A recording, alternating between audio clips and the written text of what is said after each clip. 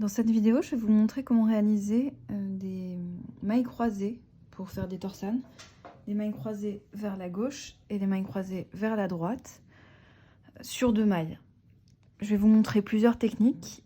Ici, c'est pour réaliser les côtes câblées du Harvest Moon cardigan.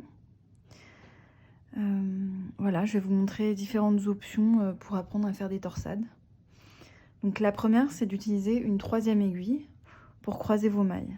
Donc vous pouvez utiliser une aiguille à torsade, une aiguille droite ou une aiguille à double pointe. Si vos mailles sont assez larges, vous pouvez utiliser un crayon. Et moi là, je vais utiliser simplement une petite aiguille à laine parce que j'avais ça sous la main. Donc la première technique que je vous montre, c'est les mailles croisées vers la droite. Donc ce qu'il faut faire, c'est croiser les 2 mailles de mon aiguille gauche en plaçant la première maille derrière l'ouvrage.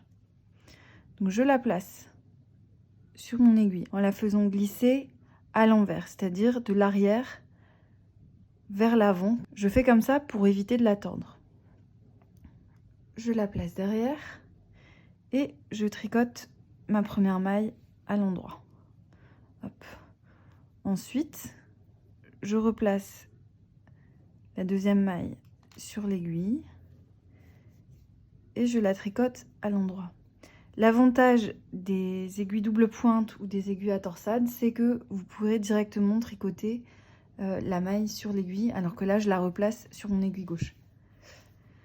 Maintenant, je vais vous montrer comment faire une maille croisée vers la gauche. Donc, ce que je vais faire cette fois, c'est placer la première maille sur mon aiguille, toujours glisser à l'envers, donc de l'arrière vers l'avant, et je la place devant les mailles. Et je tricote la 2e maille à l'endroit. Je replace ma maille sur l'aiguille gauche sans la tordre et je vais la tricoter à l'endroit. Donc ça, c'est la méthode classique. Ensuite, une autre technique qui existe mais qui est un tout petit peu plus risquée, c'est simplement de tenir votre maille. Ça se fait si vous avez peu de mailles à croiser, c'est-à-dire si vous croisez 2 mailles, voire 4 mailles, vous pouvez utiliser cette technique. Au-delà de 2 mailles, je vous conseille vraiment d'utiliser une aiguille, sinon vous allez faire tomber vos mailles. Donc ce que je fais simplement, c'est que je la tiens avec ma main, je la place derrière. Là, je croise à droite, donc je tiens la maille derrière. Ensuite, je la replace et je la tricote à l'endroit. Ici, c'est un peu plus délicat quand on la met devant. Hop, je la tiens bien.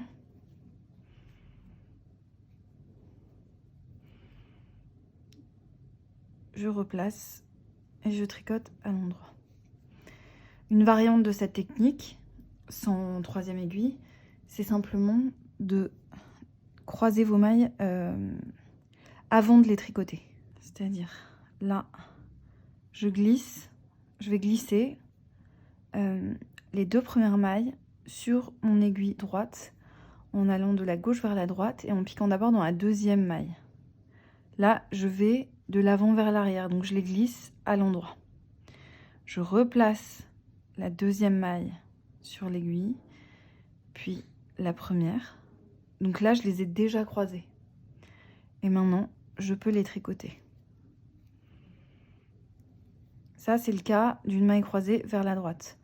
Et pour les mailles croisées vers la gauche, ce que je vais faire, c'est directement glisser ma 2e maille sur l'aiguille droite.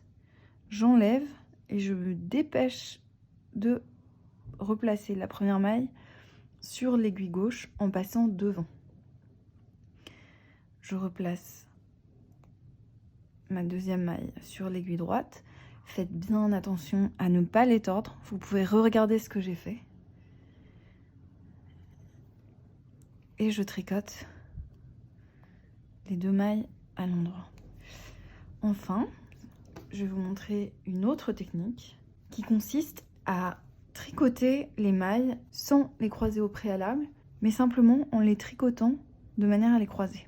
Donc ça, faut quand même être un peu expérimenté en tricot et bien comprendre comment fonctionnent les mailles parce qu'on peut vite s'embrouiller.